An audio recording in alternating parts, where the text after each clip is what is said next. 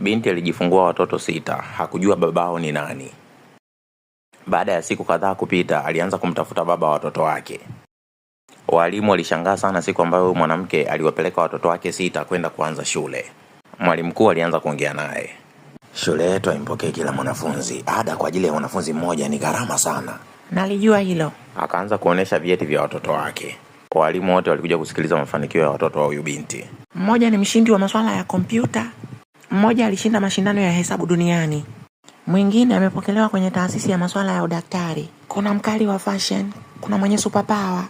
Kuna mmoja ana IQ kubwa kuliko watoto wote hapa nchini. Walimu waliokuwa wamemdharau mwanzo wakaanza kuwagombania wale watoto. Kila mwalimu anataka mtoto awe darasani kwake. Lete kwangu. Watoto walete darasani kwangu mwaya.